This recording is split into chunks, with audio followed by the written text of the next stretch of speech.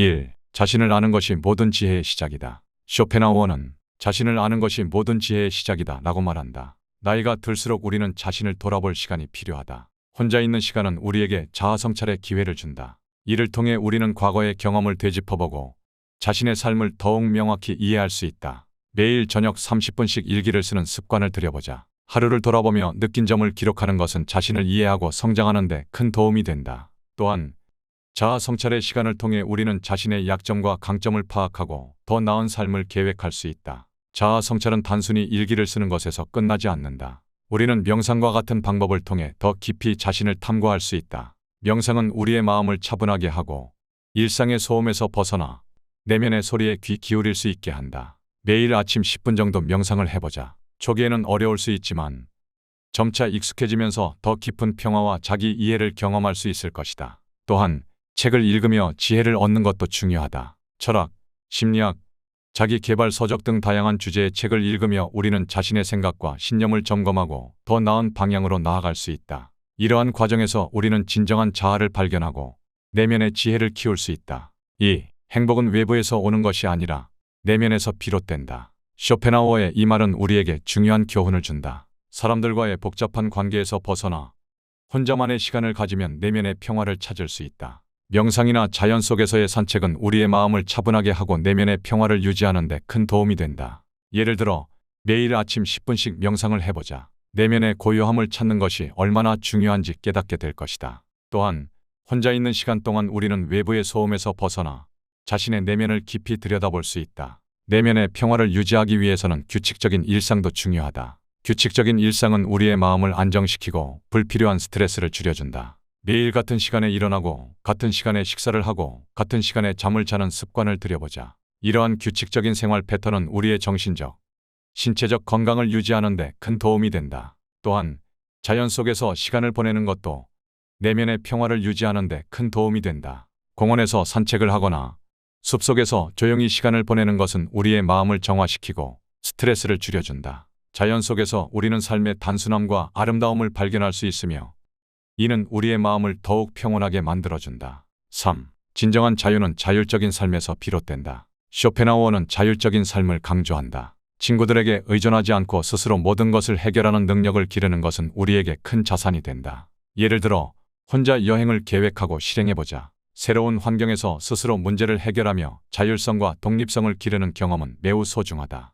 혼자서도 즐길 수 있는 다양한 활동을 찾고 이를 통해 자율성과 독립성을 더욱 강화해보자. 이는 우리에게 더 큰 자신감과 성취감을 안겨줄 것이다. 자율성과 독립성을 강화하기 위해서는 작은 일부터 시작하는 것이 좋다. 예를 들어 매일 아침 자신만의 루틴을 만들어보자. 운동, 독서, 명상 등 자신에게 맞는 활동을 선택하고 이를 꾸준히 실천해보자. 이러한 작은 변화가 쌓여 자율성과 독립성을 강화하는 데 큰 도움이 된다. 또한 새로운 기술을 배우는 것도 자율성과 독립성을 강화하는 데 도움이 된다. 예를 들어 요리, 공예, 새로운 언어 등을 배우는 것은 우리의 능력을 확장시키고 스스로 해결할 수 있는 능력을 키워준다. 이러한 경험은 우리의 자신감을 높여주고 삶을 더욱 풍요롭게 만들어준다. 4. 에너지는 소중함으로 잘 보존하고 필요할 때에만 사용해야 한다. 쇼펜하우어는 에너지의 중요성을 강조한다. 인간관계는 많은 에너지를 소모하게 한다. 친구와의 관계에서 벗어나면 우리는 자신의 에너지를 더욱 중요한 일에 집중할 수 있다.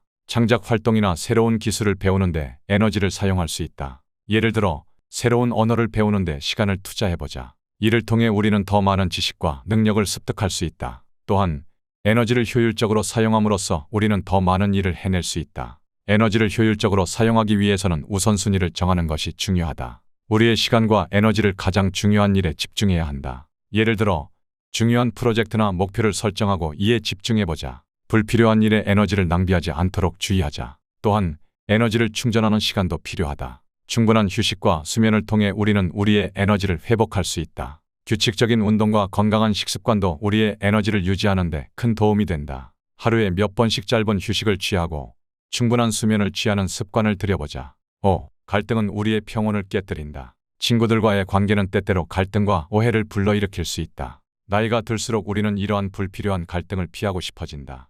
혼자 있는 시간을 통해 우리는 평온함을 유지할 수 있다. 친구와의 의견 차이로 인한 스트레스를 피하고 대신 자기 자신과의 대화에 집중해보자. 예를 들어 취미 활동에 몰두하며 마음의 평화를 찾을 수 있다. 또한 혼자만의 시간을 통해 우리는 감정적 에너지를 절약하고 더욱 평온한 마음 상태를 유지할 수 있다. 갈등을 피하기 위해서는 자신의 감정을 잘 관리하는 것이 중요하다. 감정을 억누르기보다는 건강하게 표현하고 갈등 상황에서 차분하게 대처하는 법을 배워보자.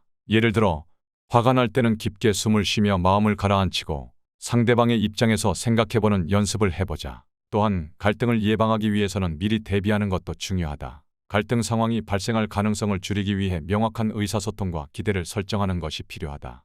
예를 들어 친구나 가족과의 약속이나 계획을 미리 명확히 하고 서로의 기대를 조율하는 것이 갈등을 줄이는 데 큰 도움이 된다. 6. 지식과 지혜는 삶의 가장 큰 보물이다. 쇼펜하우어의 명언은 우리에게 큰 영감을 준다. 혼자 있는 시간은 자기 개발에 집중할 수 있는 기회를 제공한다. 독서, 취미 활동, 운동 등 자기 개발에 시간을 투자함으로써 우리는 더 나은 삶을 살아갈 수 있다. 예를 들어 매주 한 권의 책을 읽는 목표를 세워보자. 이를 통해 우리는 더 많은 지식과 지혜를 습득할 수 있다. 또한 다양한 자기 개발 활동을 통해 우리는 더욱 다채로운 삶을 살아갈 수 있다. 자기 개발을 위해서는 꾸준한 노력이 필요하다. 매일 조금씩이라도 시간을 투자해보자. 예를 들어 하루에 30분씩 새로운 기술을 배우거나 지식을 쌓는 데 시간을 투자해보자. 이러한 작은 노력이 쌓여 큰 변화를 가져올 수 있다. 또한 자신만의 목표를 설정하고 이를 이루기 위해 노력해보자. 목표를 설정하면 우리는 더욱 집중하고 동기부여를 받을 수 있다. 예를 들어 새로운 언어를 배우거나 운동 목표를 설정하고 이를 달성하기 위해 노력해보자. 목표를 달성하는 과정에서 우리는 큰 성취감을 느낄 수 있다. 7. 기대는 실망의 씨앗이다. 친구에게 기대를 걸고 실망하는 일은 우리에게 큰 상처를 남길 수 있다. 나이가 들수록 이러한 감정적 상처를 줄이는 것이 중요하다. 쇼펜하우어는 기대를 가지는 것이 실망을 불러일으킬 수 있다고 경고했다.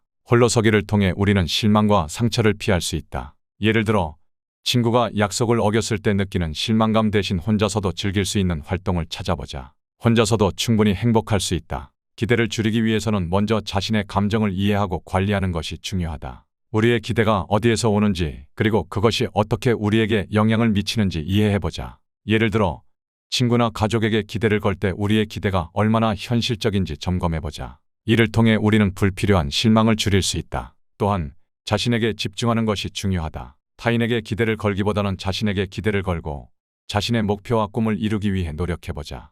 예를 들어 자신만의 프로젝트를 시작하고 이를 완성해보자. 이는 우리에게 큰 만족감과 성취감을 안겨줄 것이다. 8. 시간은 우리의 가장 소중한 자산이다. 쇼펜하우어는 시간을 소중히 여길 것을 강조했다. 친구와의 약속이나 모임의 시간을 할애하는 대신 자신의 일정에 따라 자유롭게 시간을 관리할 수 있다. 이는 우리의 일상을 더욱 효율적이고 만족스럽게 만들어준다. 아침에 일찍 일어나 운동을 하거나 자신만의 루틴을 따를 수 있다. 예를 들어 일찍 일어나 하루 계획을 세우고 실천해보자. 이는 우리의 삶을 더욱 효율적으로 만들어준다. 시간 관리를 위해서는 계획을 세우는 것이 중요하다. 매일 아침 하루 계획을 세우고 중요한 일부터 차례대로 실천해보자. 이렇게 하면 우리는 시간을 효율적으로 사용하고 목표를 달성할 수 있다. 또한 불필요한 일에 시간을 낭비하지 않도록 주의하자. 예를 들어 소셜미디어나 TV 시청 시간을 줄이고 대신 생산적인 활동에 시간을 투자해보자. 이러한 작은 변화가 우리의 시간을 더욱 가치 있게 만들어줄 것이다. 9. 고독 속에서 우리가 진정한 성숙을 이룰 수 있다.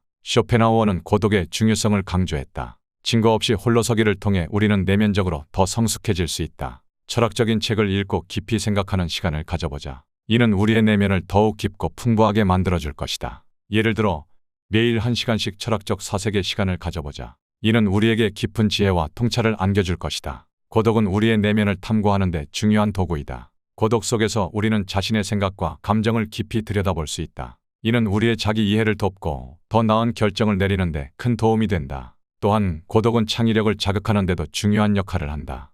혼자 있는 시간 동안 우리는 자유롭게 생각하고 새로운 아이디어를 떠올릴 수 있다. 예를 들어 혼자 산책을 하거나 조용한 곳에서 시간을 보내며 자신의 생각을 정리해보자. 이는 우리의 창의력을 키우고 새로운 가능성을 열어줄 것이다. 10. 자율적인 삶을 통해 우리는 진정한 자유를 경험할 수 있다. 쇼펜하우어는 자율적인 삶의 중요성을 강조했다. 친구와의 관계는 때때로 우리를 얽매이게 한다. 혼자 여행을 떠나거나 자신만의 일정을 계획해보자. 이는 진정한 자유를 만끽하는 방법이다. 혼자만의 시간을 통해 우리는 진정한 자유를 경험할 수 있다. 예를 들어 자신만의 프로젝트를 시작하고 완성해보자. 이는 우리에게 큰 만족감과 성취감을 안겨줄 것이다. 자율적인 삶을 위해서는 자신의 목표와 가치를 명확히 하는 것이 중요하다. 자신이 무엇을 원하는지 그리고 무엇이 중요한지 명확히 이해하고 이를 기반으로 결정을 내려보자. 이는 우리의 삶을 더욱 의미 있게 만들어줄 것이다. 또한 자율적인 삶을 위해서는 용기가 필요하다. 새로운 도전을 두려워하지 말고